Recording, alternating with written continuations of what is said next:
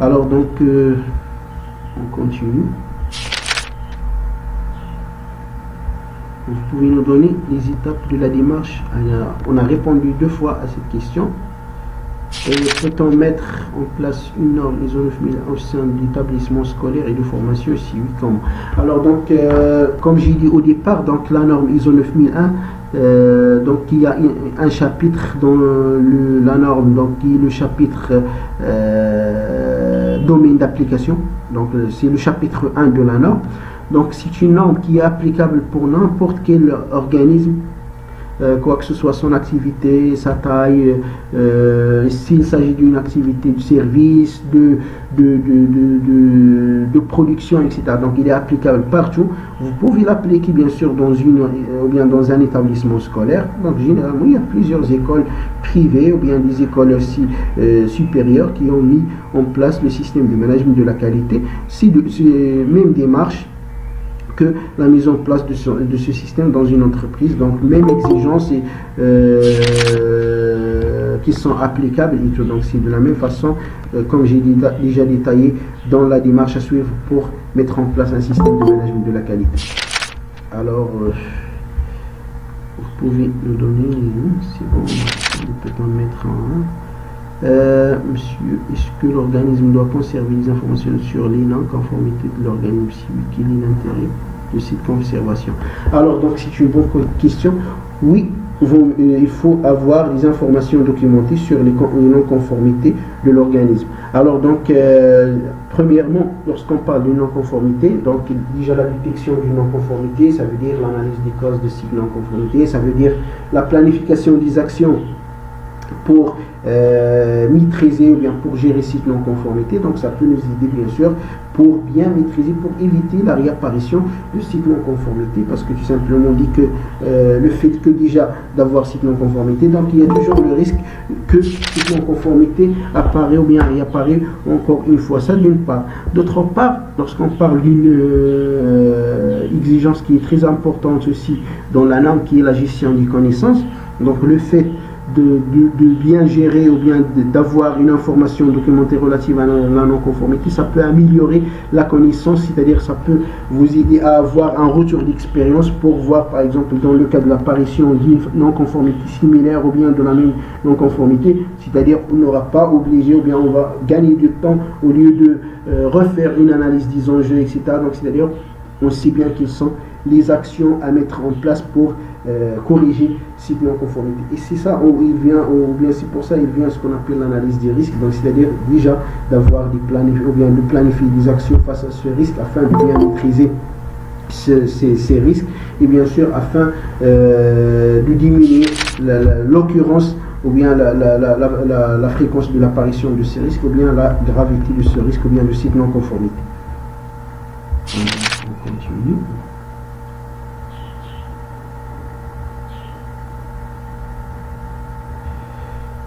Dans l'ancien référentiel, le principe approche.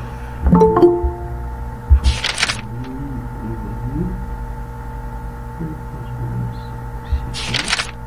pouvez le donner.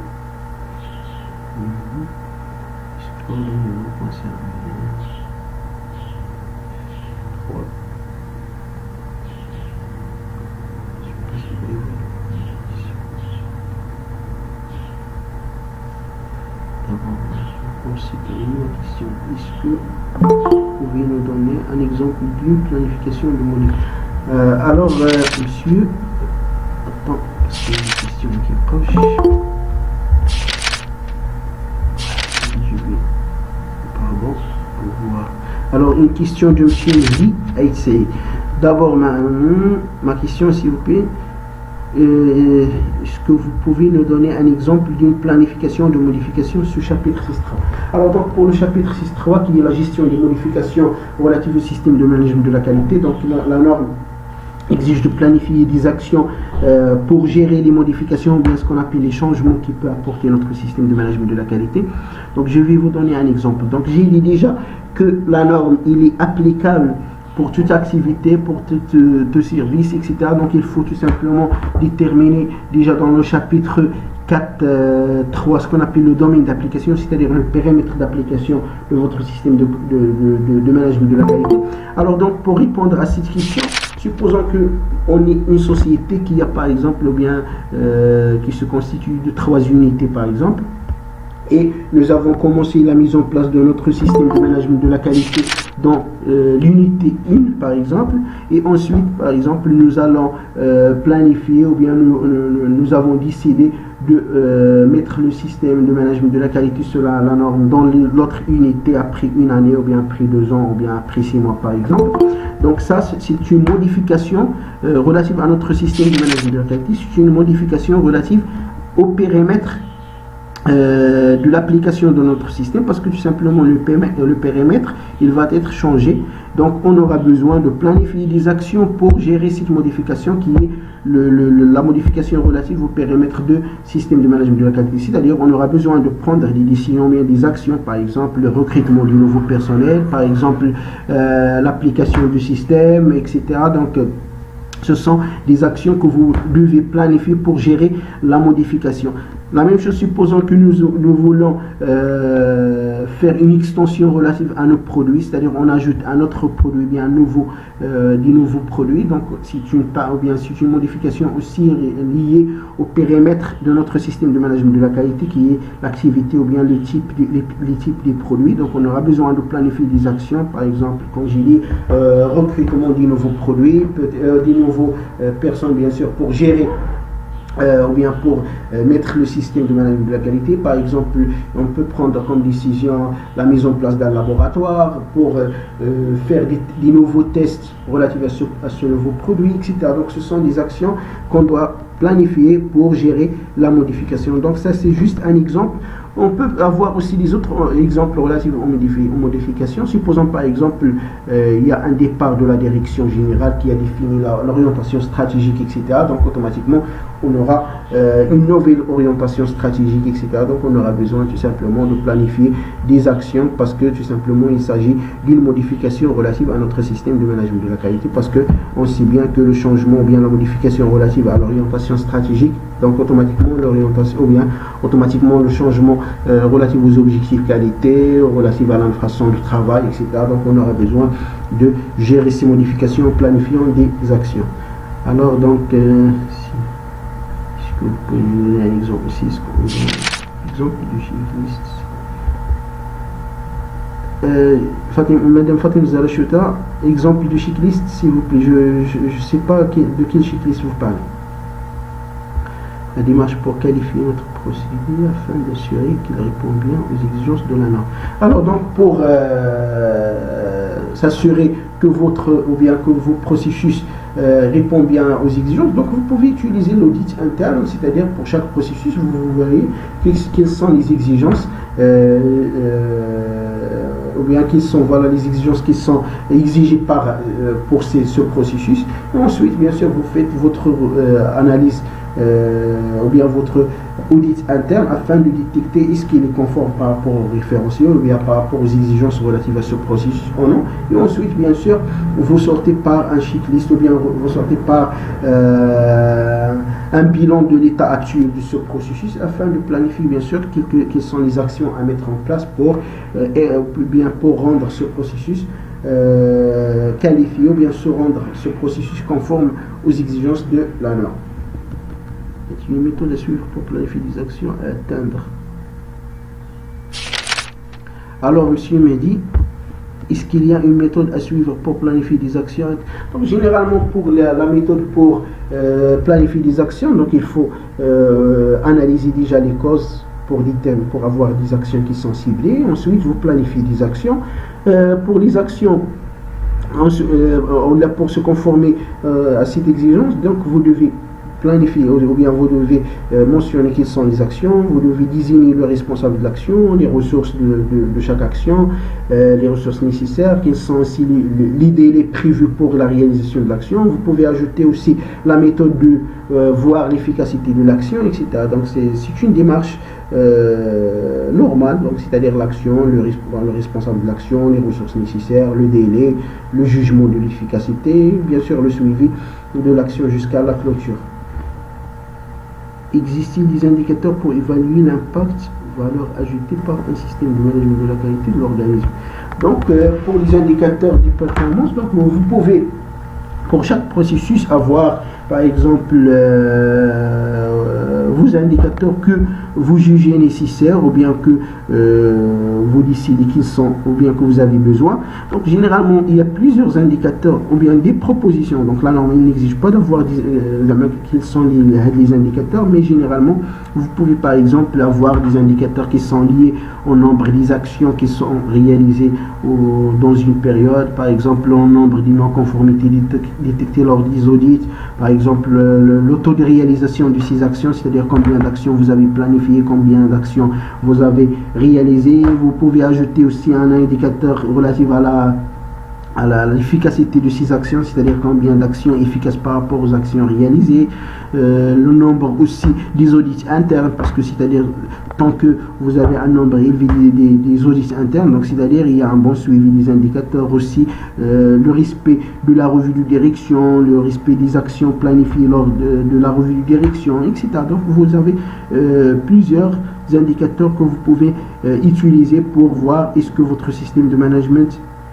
il a créé une valeur ajoutée ou bien il a amélioré votre système. La même chose aussi lorsqu'on parle des indicateurs de processus, par exemple, supposons le fait de suivre par exemple un indicateur dans la production qui est, je dis n'importe quoi, qui est l'arrêt par exemple des machines ou bien le non-respect de planning, etc. Donc le fait de suivre ces indicateurs et à chaque fois l'indicateur n'atteint pas son objectif, vous fixez des planifications ou bien des actions pour corriger la situation, donc ça peut améliorer votre productivité, parce que tout simplement, supposons que vous suivez un objectif relatif à la productivité ou bien relatif aux arrêts des machines, etc. Et le fait de planifier à chaque fois où vous n'atteignez pas l'objectif des actions, donc c'est-à-dire vous arrivez au moment où vous allez respecter ce planning, vous allez respecter cet objectif, etc. Donc ça peut être une valeur ajoutée concrète relative tout simplement à la productivité. Donc ça c'est juste un exemple. C'est la même chose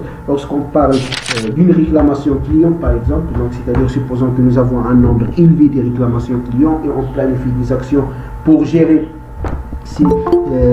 ou bien pour répondre à ces réclamations. Donc ça peut nous aider tout simplement à diminuer le nombre de réclamations, donc ainsi de garder le client et d'améliorer notre chiffre d'affaires, etc. D'accord. Quelle est la démarche? On a répondu déjà. Je n'ai pas écrit. Quelle est la démarche? Une méthode suivre pour planifier, on a déjà répondu des indicateurs. C'est quoi le cadre que la politique doit fournir pour les Madame Soukaina, pour la réponse relative à la politique qualité et les objectifs qualité, nous avons déjà répondu à cette question. Et comme j'ai dit, donc, pour ne pas répéter la réponse relative à une question, pour les gens qui ont raté la réponse, donc on va essayer vers la fin de partager la vidéo donc, pour que vous puissiez voir toutes les réponses.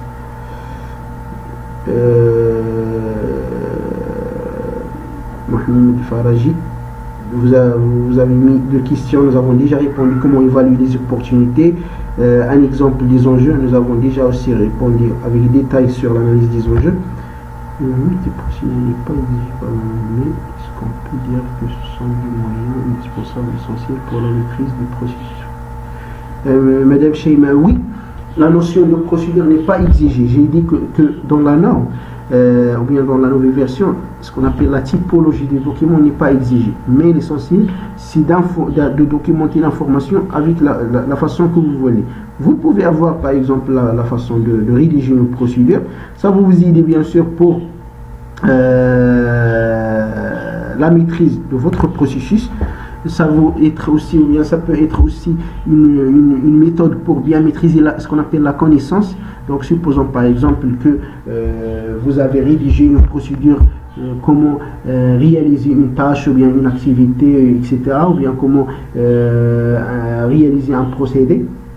Donc supposons par exemple la personne qui réalise cette tâche, il a démissionné ou bien il a fait un départ, ensuite il y a recrutement d'une nouvelle personne. Donc, c'est-à-dire le fait d'avoir une procédure, ça peut faciliter la passation, bien ça peut faciliter la continuité de cette connaissance vu que il est documenté, etc. Et aussi, nous avons déjà parlé de ce qu'on appelle le retour d'expérience aussi au niveau de l'informatisation, ou bien la documentation des informations. Nous avons dit le fait d'enregistrer par exemple les non-conformités, le suivi de ces non-conformités, ça peut nous aider aussi d'avoir un bon retour d'expérience afin de l'utiliser bien sûr dans le cas de détection d'une non-conformité similaire ou bien de la même non-conformité. Alors, monsieur Mohamed Paradis, comment faire une matrice des interactions des processus? Alors, pour la matrice des interactions interprocessus, donc c'est assez simple. Donc, généralement, c'est une matrice qui définit la relation entre ces processus. Donc, c'est-à-dire, on peut faire, par exemple, on peut lister les processus.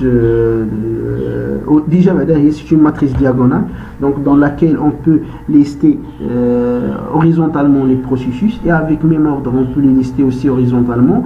Et on peut définir un sens de relation, donc c'est-à-dire le processus A, qu'est-ce qu'il donne au processus B au niveau de cette relation. Donc on peut avoir plusieurs données ou bien plusieurs éléments qui peuvent être des éléments d'entrée pour le processus B et ce sont des éléments de sortie du processus A. Donc il se peut d'être des matières premières, des matières, des produits, il se peut d'être des informations, il se peut d'être des documents, des enregistrements, il se peut d'être par exemple des validations par exemple, des documents, etc.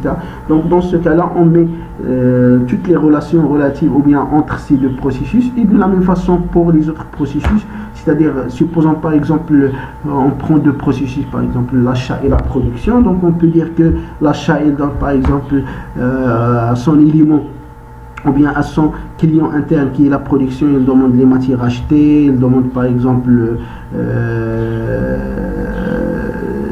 les informations retournées des fournisseurs, etc. Et de la même façon, on peut dire que la production, par exemple, il donne à l'achat tout ce qui est demande d'achat, tout ce qui est définition de besoin, tout ce qui est spécification technique d'achat, etc. Donc, c'est-à-dire, ce sont un ensemble des flux qui peuvent être informationnels, qui peuvent être matériels, qui peuvent être les autres ressources entre ces processus. Donc c'est une matrice diagonale parce que vu que nous avons dit que on va lister les processus avec même ordre, donc c'est-à-dire on ne peut pas dire qu'il y a une relation entre un processus et lui-même. Donc c'est pour ça on peut dire que c'est une matrice diagonale.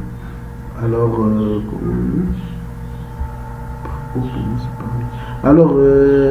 par où commencer pour mettre en place un système management de la qualité. Donc nous avons déjà parlé de la démarche de A à Z, comment planifier ou bien plutôt comment mettre en place votre système de management de la qualité. Alors il y a des indicateurs, c'est quoi le paramètre, comment évaluer.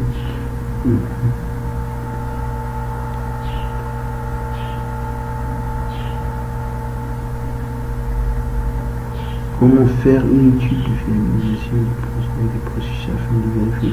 C'est ce qu'on vient de répondre aussi, M. Mustafa Lawad. Donc au niveau de la qualification et la fiabilisation des procédés, des processus. Donc nous avons déjà parlé des méthodes pour évaluer ces processus. Tout d'abord, suivi très riche en information, je voulais savoir si ce qui peut se transformer.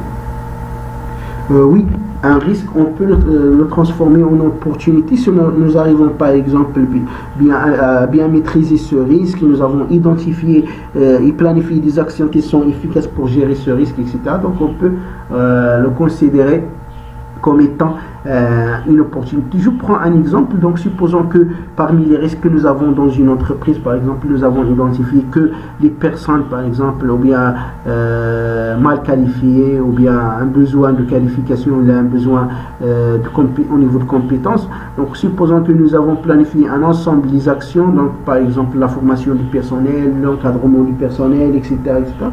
Donc dit qu'on maîtrise bien ce risque, donc on peut dire que nous avons détecté ou bien nous avons une opportunité qui est du personnel qualifié, du personnel bien formé, etc. Donc c'est une opportunité interne qu'on peut donc qui est transformée bien sûr à partir d'un risque. Et la même chose, on peut avoir une opportunité et le fait de ne pas bien gérer ou bien ne pas améliorer cette opportunité, ça peut être aussi un risque.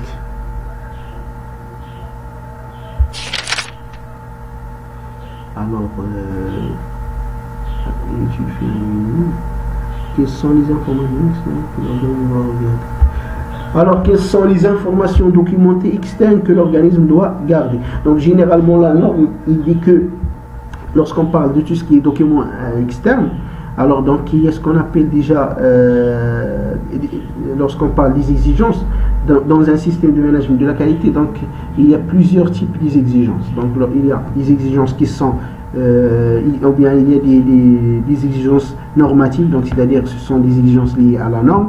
Il y a aussi des exigences liées aux parties intéressées. Par exemple, supposons qu'un client il nécessite par exemple d'avoir un bulletin d'analyse ou bien un certificat de conformité d'un produit, etc. Donc ça devient une exigence dans votre système de management de la qualité. Et il y a aussi des exigences ou bien des points qui sont jugés, exigés par votre entreprise ou bien par votre système interne. Donc généralement dans la norme, on ne peut pas trouver des exigences qui sont externes ou bien des documents qu'on doit... Pardon.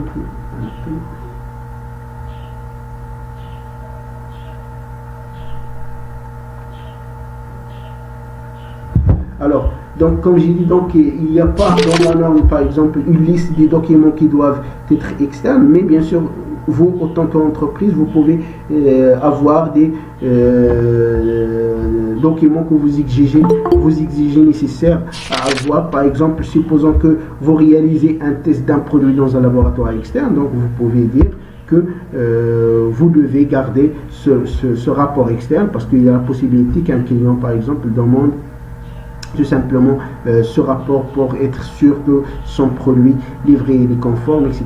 On peut ajouter aussi un point dans la norme qui est le plan de communication, donc qui organise tout ce qui est aussi communication interne et externe, donc c'est-à-dire quels sont les points à communiquer ou bien quels sont les sujets à communiquer en externe aussi, donc c'est-à-dire s'il y a par exemple des documents qui sont externes, qui sont exigés à communiquer selon votre système, donc il faut aussi les garder, comme j'ai dit. Donc j'ai déjà donné comme exemple un rapport de test ou bien un rapport d'essai dans un laboratoire externe. On peut parler aussi d'un rapport d'audit externe. On peut parler aussi sur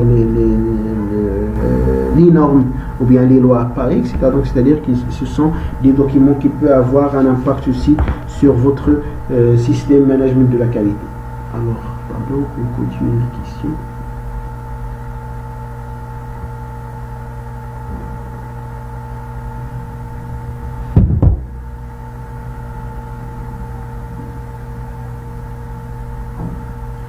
Alors, quelle est la démarche? On a déjà répondu. Les méthodes à suivre.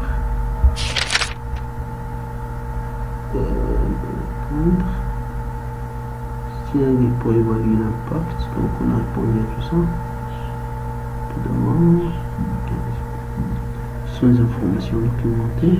Implantation de l'analyse. Comment peut-on qualifier les procédures? On a déjà répondu. C'est quoi la différence entre le principe et le minimum? On a déjà répondu.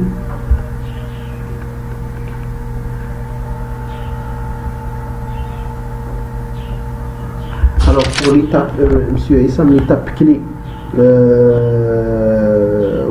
L'étape clé au cours de l'implantation, déjà il faut bien analyser l'état actuel, donc il faut bien faire le diagnostic, mais tout d'abord on peut dire que la maîtrise d'abord de la norme pour savoir déjà quelles sont les exigences nécessaires de la norme pour s'appliquer tout simplement dans la société, et surtout bien sûr l'étape clé c'est l'encadrement à la réalisation du système de management de la qualité, donc c'est-à-dire il faut bien expliquer aux personnes concernées quelle est l'exigence, comment appliquer cette exigence, quel est l'impact de cette exigence sur le système, etc. Donc généralement ce sont les points clés de l'implantation de votre système de management de la qualité.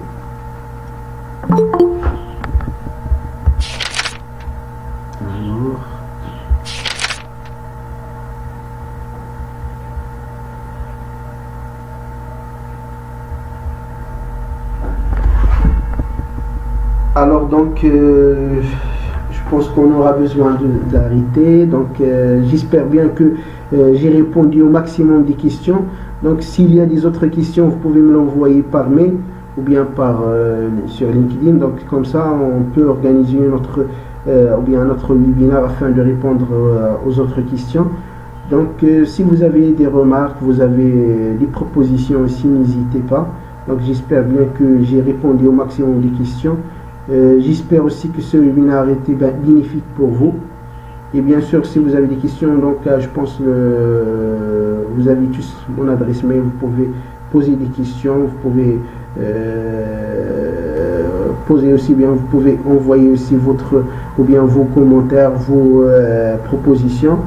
Donc on essaye de temps à l'autre aussi à partager quelques vidéos afin de vous aider bien sûr à maîtriser tout ce qui est relatif à l'industriel en général, donc quoi que ce soit que HSE, la production, la gestion de logistique, la maintenance industrielle, la gestion de projet, etc.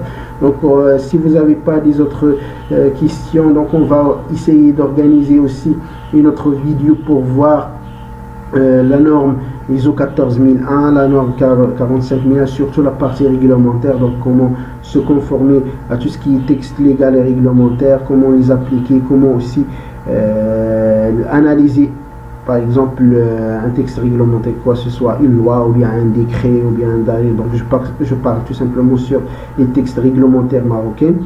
Donc voilà, donc je déclare la fin de ce webinaire. Donc je suis bien sûr ouvert toujours à vos propositions, à vos critiques même, donc, et merci à vous. Donc je pense que je vais essayer de mettre mon adresse mail, comme ça vous pouvez envoyer si vous avez des autres questions que j'arrive pas vu le temps à répondre. Donc, je vais l'écrire dans le